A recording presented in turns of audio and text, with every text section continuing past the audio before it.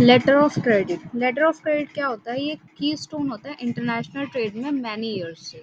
तो क्या होता है, हमारे इंटरनेशनल ट्रेड करने में बहुत सारे प्रॉब्लम्स फेस करते हैं, बायर की तरफ से भी और सेलर की तरफ से भी। बायर को ये डर रहता है कि अगर हम जो चीज़ परचेज कर लें या फिर पैसे सेंड कर दें, तो क्या वो सेलर टाइमली गुड्स दे देगा, या फिर गुड्स देगा या नहीं देगा, या फिर पैसे रख लेगा। और जो सेलर होता है उसको ये डर होता है कि अगर हम गुड्स सेल कर दें या फिर भेज दें, तो जो बायर है वो हमें टाइमली मनी पे करेगा या नहीं करेगा। तो इस कॉन्फ्लिक्ट को दूर करने के लिए एक मीडिएटर के रूप में आया, जो कि है letter of credit. Letter of credit क्या होता है? एक इंटरनेशनल ट्रेड के लिए एक मीडियम होता है।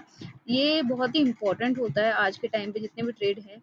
मोस्टली लोग लेटर ऑफ क्रेडिट को क्यों यूज करते हैं? The simple answer is that the seller will not ship without the banker assurance.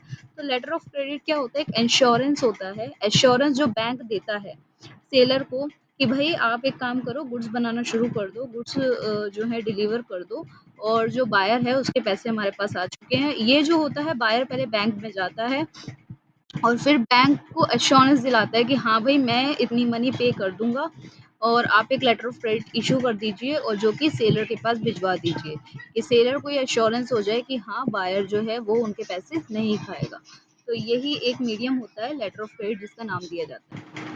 अब इसकी प्रॉपर डेफिनेशन रीड करते हैं। What is letter of credit? तो letter of credit is a specialized technical tool that is applied when paying for shipment और goods और service from one party to another. ये एक specialised technical tool होता है, यानी एक डॉक्यूमेंट या टूल के रूप में हम ये कह सकते हैं, जिसमें क्या होता है, शिपमेंट ऑफ गुड्स को पे किया जाता है कि जो गुड्स शिप कर रहा है, और किसके द्वारा? One party to another. एक पार्टी दूसरी पार्टी को ये सेंड करती है कि ये एश्योरेंस दिलाने के लिए कि हाँ आपके जो गुड्स है वो सेफ है, या फिर आपकी मनी जो है वो सेफ है, और कोई भी पार्टी एक दूसरे को बेटरियाट नहीं करेगी। इसके अलावा a letter of credit is a document issued by the bank. Letter of credit एक डॉक्यूमेंट होता है बैंक के द्वारा जो इशू किया जाता है at the buyers request in favour of seller. ये बायर जो होता है अपने रिक्वेस्ट पे इशू करवाता है बैंक को सेलर के फेवर में, क्योंकि सेलर को तो भाई लॉस ही लॉस है ना, कि भाई उसका गुड्स भी चला गया और उसके पास पैसे नहीं आए। तो इसीलिए बायर जो है वो इशू करवाता है कि भाई इट्स ओके, आप गुड्स सेंड कर दीजिए, और जो बैंक है वो एक गारंटर के रूप में, इंश्योरेंस के रूप में है कि आपके पैसे कहीं नहीं जाएंगे अगर आप गुड्स सेंड कर देंगे। It is guaranteed that the buyer will pay the agreed amount of money to the seller. और ये गारंटी के रूप में काम करता है कि जो बायर है वो एग्री अमाउंट, जितनी बायर और सेलर के बीच में जो अमाउंट एग्री हुई है उसे सेल करेगा with a specific period of time. और जो भी इनके बीच में पीरियड हुआ है, तय हुआ है, उस बीच में ये लोग पे कर देंगे, provided that the seller confirm to the produce specification and document required to the buyer. और जो सेलर है वो ये सारे कंफर्म करता है, जितने भी बायर को डॉक्यूमेंटेशन चाहिए होते हैं, और जो सेलर होता है वो बायर होता है, वो भी सेलर को कंफर्म करता है सारे डॉक्यूमेंटेशन से रिलेटेड। तो सेलर जो है फिर एश्योर्ड हो जाता है कि हाँ भाई मुझे सारे डॉक्यूमेंट मिल चुके हैं, और जो बायर है वो फ्रॉड नहीं है, वो हमारे पैसे लेके कहीं नहीं जाएगा, क्योंकि अगर वो चला भी गया तो बैंक है as a guarantor. So that is letter of credit. जैसे कि इस इमेज से आप देख सकते हैं, इस इमेज में क्या है, जो बायर है वो क्या करेगा, पेमेंट देगा इशूइंग बैंक को। जो बायर का बैंक होता है वो इशूइंग बैंक होता है। इशूइंग बैंक क्यों? वो लेटर ऑफ क्रेडिट इशू करता है इसलिए। और फिर जो इशूइंग बैंक है वो एडवाइजिंग बैंक को मनी पेमेंट करेगा, और जो एडवाइजिंग बैंक है वो सेलर को करेगा। और सेलर का काम क्या होता है? वो डॉक्यूमेंट्स ऐसे सेंड करता है। सेलर डॉक्यूमेंट्स पहले एडवाइजिंग बैंक को देगा, फिर एडवाइजिंग बैंक जो है वो डॉक्यूमेंट इशूइंग बैंक को देगा, बाकी जो डॉक्यूमेंट है वो बायर के पास जाएगा। जब ये सारा डॉक्यूमेंटेशन पूरा कंप्लीट हो जाएगा, then seller will be ship the goods. तो जो सेलर है वो गुड्स को शिप करना स्टार्ट कर देगा। इनमें जो होता है मनी, ऐसा नहीं है कि हम एक साथ ही सारे दे देते हैं, तो भाई दूसरी पार्टी क्या करेगी अगर सारे एक साथ दे देंगे? तो मनी जो है वो प्रोपोर्शन में भी दे सकते हैं। हो सकता है कुछ मनी एडवांस जो है वो पहले दे दिया जाए शिपमेंट से, और थोड़ा एडवांस शिपमेंट के बाद दे दिया जाए। ये टर्म्स एंड कंडीशन होती है, जैसे बायर और सेलर के बीच में फिक्स्ड होती है।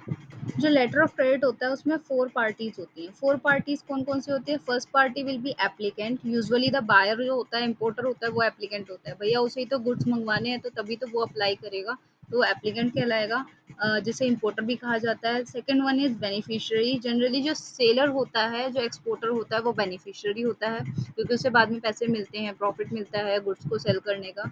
इसके बाद इशूइंग बैंक। इशूइंग बैंक कौन हो गया? The applicants bank. जो एप्लीकेंट्स बैंक होता है उसका बैंक इशूइंग बैंक होता है, यानी जो बायर का बैंक हो गया वो इशूइंग बैंक हो गया। और जो एडवाइजिंग बैंक हो गया the bank usually for the in the beneficiary country. तो जो सेलर का यानी बेनिफिशियर कौन हो गया, सेलर हो गया। जो सेलर की कंट्री में जो बैंक होता है that was advising bank. So letter of credit के कितने टाइप्स होते हैं, types of letter of credit. First one is irrevocable LC. LC means letter of credit. Revocable LC, confirmed or advised LC. Next one is unconfirmed LC. Next one is transferable LC, standby LC, back-to-back LC, payment at site LC, and deferred LC, deferred payment LC, and red clause LC. We will discuss one by one in this video. First one is irrevocable LC, irrevocable letter of credit. ये letter of credit जो होता है ये ना तो cancel किया जा सकता है ना मॉडिफाई किया जाता है without the consent of beneficiary या सेलर। जो सेलर होता है उसके कंसेंट के बिना ये लेटर ऑफ क्रेडिट ना तो कैंसिल किया जाएगा ना ही मॉडिफाई किया जाएगा। This letter of credit reflect absolute liability. ये जो लेटर ऑफ क्रेडिट होता है ये एब्सोल्यूट लायबिलिटी रिफ्लेक्ट करता है कि जो बैंकर होता है, जो इशूअर का बैंकर होता है, कि उसे अदर पार्टी को भाई पैसे पे करने हैं तो he will be liable. Next one is revocable LC. Revocable LC क्या होता है, ये कैंसिल भी किया जा सकता है, भाई इरेवोकेबल का ही रिवर्स हो गया कि ये कैंसिल भी किया जा सकता है और मॉडिफाइड भी किया जाता है इशूअर बैंक के द्वारा without the prior agreement. Seller के बिना कंसर्न के या सेलर के बिना एग्रीमेंट के, बिना प्रियर एग्रीमेंट के ये कैंसिल भी किया जा सकता है। The banker will not have any liability to the beneficiary after revocation of LC. तो जो इसमें क्या होता है, जो रेवोकेबल होता है इसमें बैंकर कोई भी लायबल नहीं होता।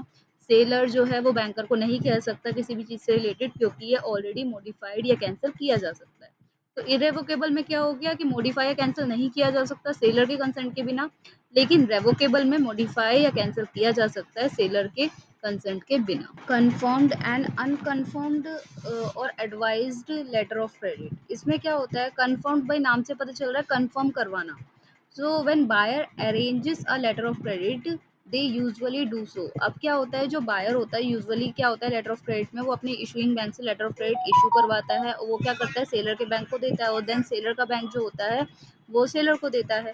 The seller want usually want to bank for their country to check the letter of credit valid. लेकिन क्या सेलर जो होता है उसे कंफर्म नहीं होता कि जो बायर ने बैंक से लेटर ऑफ क्रेडिट बना के दिया है, हो सकता है वो बैंक फेक हो सकता है बायर फेक हो। तो जो सेलर होता है उसे एक्स्ट्रा इंश्योरेंस चाहिए होता है, जिस वजह से क्या करता है बायर एक तीसरे बैंक को इन्वॉल्व करता है जो कि कंफर्म करे कि जो बायर का बैंक है इशू जिसने लेटर ऑफ क्रेडिट इशू किया है क्या वो सही है, क्या वो वैलिड है। तो इसी तरीके से क्या होता है द सेलर जो होता है वो कंफर्म कराता है। We usually want a bank in their country to check that the letter of credit is valid. For extra security के लिए क्या होता है, the seller may require a letter of credit to be confirm by the bank that is check. तो extra security के लिए seller क्या चाहता है, लेटर ऑफ क्रेडिट जो है वो कोई तीसरा बैंक कंफर्म करे। By confirming the letter of credit second bank agree to guarantee payment. और जब ये कंफर्म हो जाता है कि हाँ ये वैलिड है लेटर ऑफ क्रेडिट, तो जो सेकंड बैंक है वो एग्री करे कि वो गारंटी ले सकता है पेमेंट की अगर इशूइंग बैंक जो है वो पेमेंट करने में फेल हो जाए। तो वो किसी थर्ड बैंक को इन्वॉल्व करते हैं कि आप गारंटी लो हमारे लेटर ऑफ क्रेडिट की कि इशूइंग बैंक अगर फेक निकला, क्योंकि आप गारंटी ले रहे हो तो फिर आपकी ही गारंटी है, तो अगर पेमेंट नहीं हो पाई तो आप ही पेमेंट दोगे। So the confirm letter of credit provide more security than unconfirm. इसीलिए जो सेलर होते हैं उन्हें और ज़्यादा कंफर्मेशन चाहिए होती है, इसलिए वो confirm letter of credit issue करवाते हैं। अब अनकन्फर्म लेटर ऑफ क्रेडिट इसी का उल्टा हो गया कि जिसमें जो सेलर होता है वो बायर के इशूइंग बैंक से डायरेक्टली ले लेगा लेटर ऑफ क्रेडिट और वो कंफर्म नहीं कराएगा। In the unconfirm letter of credit the advising bank forward an unconfirm letter of credit directly to the exporter. इसमें क्या होता है कि जो अनकन्फर्म लेटर ऑफ क्रेडिट होता है डायरेक्टली एक्सपोर्टर को भेज दिया जाता है without adding its own undertaking to make payment और accept responsibility of payment for the future date. इसमें क्या होता है, सिर्फ गारंटी जो होता है वो इशूइंग बैंक ही देता है कि भाई मैं इस डेट में बायर जो है वो पे कर देगा और बायर जो है वो ट्रू कह रहा है कि वो अपने पूरी पेमेंट अब तक कर देगा, बट कंफर्मिंग इट्स ऑथेंटिसिटी। लेकिन उसकी ऑथेंटिसिटी कंफर्म होती है कि हाँ वो लेटर ऑफ क्रेडिट ऑथेंटिक है। इसमें एक्स्ट्रा सिक्योरिटी नहीं होती क्योंकि तीसरा बैंक को इन्वॉल्व नहीं होता। Stand by letter of credit. Stand by letter of credit में क्या होता है, this letter of credit is closer to the bank guarantee. ये बैंक गारंटी के बहुत क्लोजर होता है। And give more flexible collaboration opportunity to seller and buyer. इसमें कोलैबोरेशन अपॉर्चुनिटी बहुत फ्लेक्सिबल होती है सेलर और बायर के बीच में।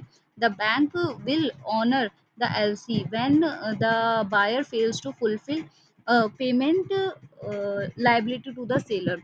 तो इसमें क्या होता है, बैंक जो होता है वो ऑनर होता है, और अगर जो बायर है वो सेलर को मनी पेमेंट करने में फेल हो जाए। नेक्स्ट होता है back to back letter of credit. Back to back letter of credit में क्या होता है, this LC type consider issuing the second LC on the basis of first LC. अब क्या होता है, कभी कभार जो हमारे बायर और सेलर होते हैं उन्हें सिर्फ एक बार ही अपना ट्रांजेक्शन नहीं करना होता है, गुड्स परचेज नहीं करनी होती। कभी कभार most of the time trade में गुड्स जो होती हैं वो आती रहती हैं, और जो बायर और सेलर के बीच गुड्स और मनी का एक्सचेंज होता रहता है।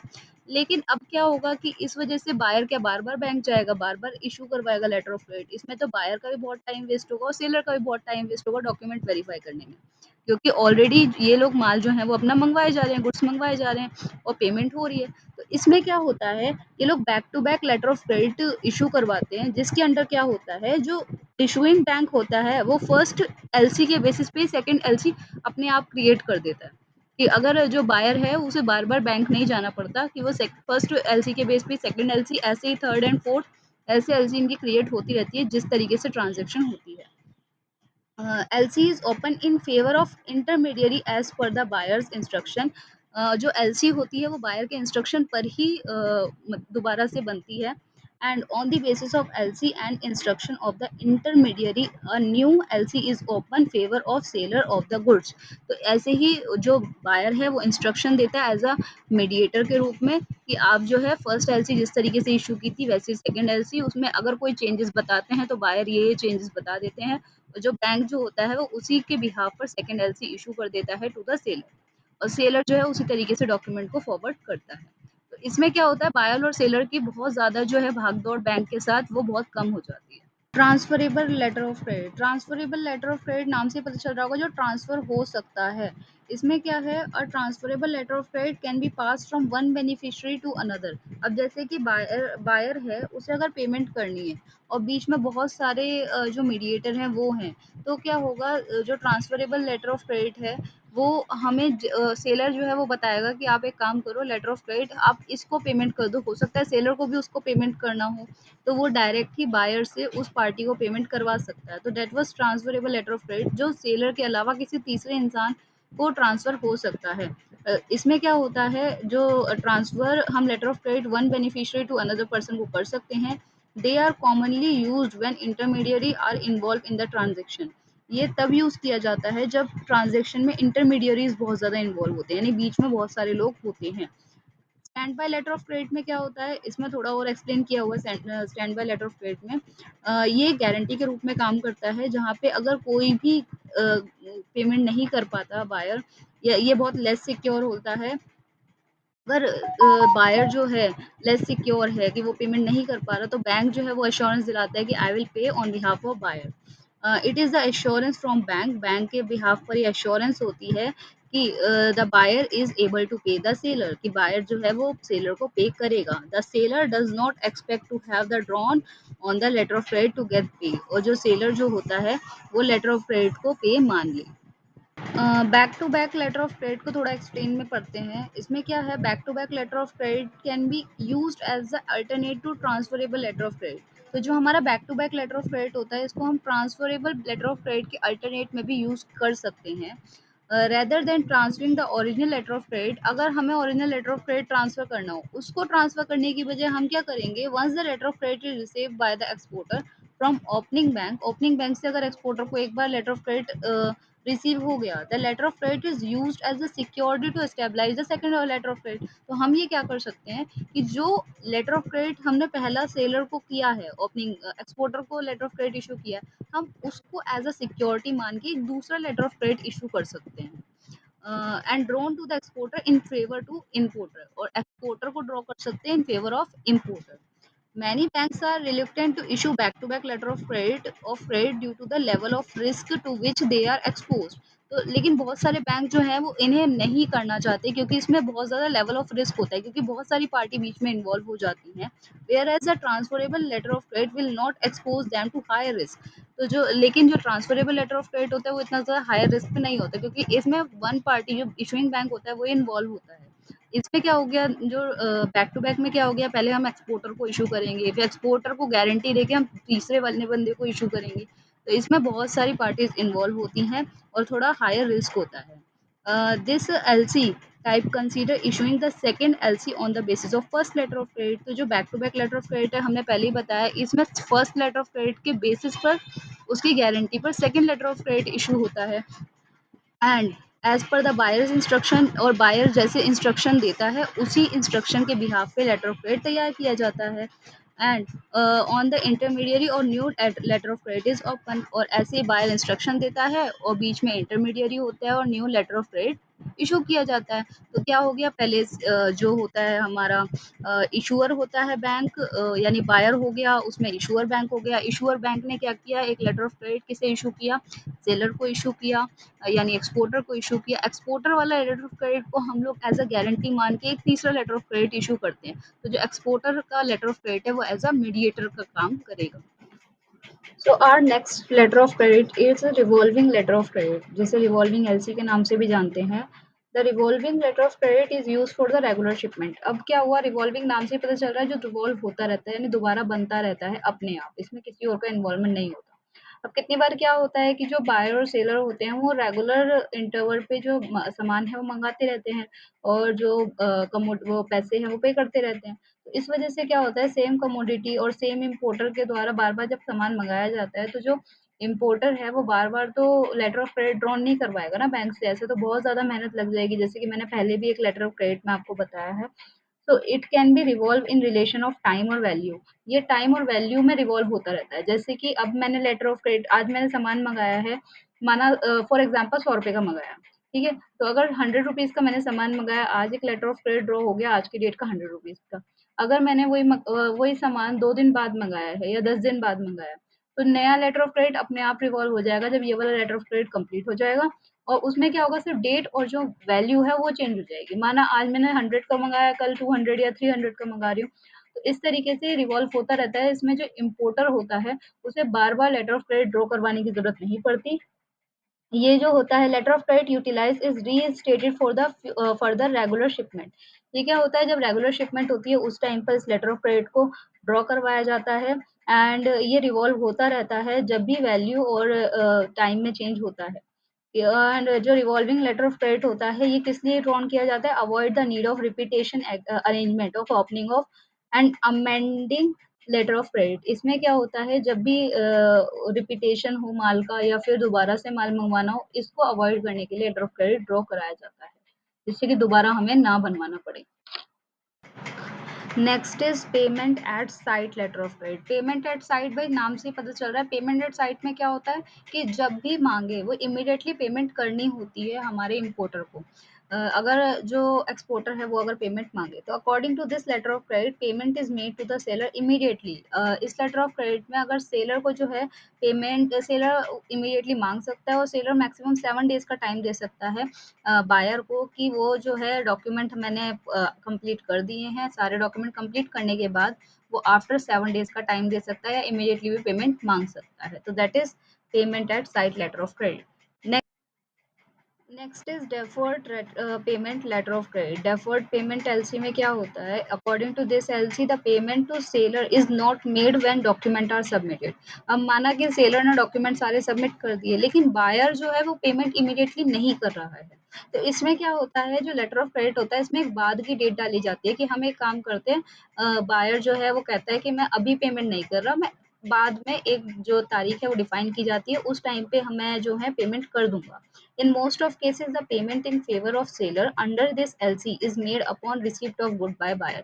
Most of cases में क्या होता है, जो पेमेंट होती है, जो बायर पेमेंट करता है वो कब करता है, जब सेलर गुड्स को पूरा सेल कर देता है, गुड्स को बायर के पास पहुंचा देता है, सबमिट कर देता है, उसके बाद जो है वो सेलर जो है वो पेमेंट करता है। Now our last type of letter of credit is red cross letter of credit. Red cross letter of credit भाई नाम से ही पता चल रहा है, रेड अलर्ट जिसमें होता है। इसमें क्या होता है, the seller can request the advance. इसमें क्या होता है, जो सेलर होता है वो बायर से रिक्वेस्ट कर सकता है कि भाई मैं आपका गुड्स बनाने के लिए तैयार हूँ, मैं आपका ऑर्डर ले लूंगा, लेकिन मुझे गुड्स बनाने के लिए थोड़ा एडवांस चाहिए। तो जो बायर होता है वो उस लेटर ऑफ क्रेडिट में थोड़ा एडवांस जो है वो पहले ही सबमिट करता है सेलर को। एंड रिक्वायर्ड डॉक्यूमेंट जो होते हैं वो भी पूरे सबमिट किए जाते हैं सेलर के द्वारा। This red clause is so termed, और इसमें रेड क्लॉज में सब टर्म्स वगैरह सब लिखा होता है कि इतने तारीख को या फिर इतने टाइम बाद ये पूरी पेमेंट कर देंगे जो बायर है।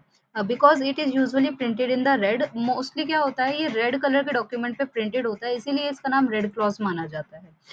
And drawn attention to the advance payment, ये रेड कलर का इसलिए दिया जाता है कि इससे अटेंशन रहे कि हाँ हमने एडवांस पेमेंट कर रखी है सेलर को, और अभी जो सेलर है उसकी ड्यूटी है कि वो हमें गुड्स प्रोवाइड करे, और जिसके बाद बायर जो है वो फुल पेमेंट करेगा। तो ये रेड कलर के लेटर पे होता है, दैट्स वाई इसका नाम red cross letter of credit कहा जाता है।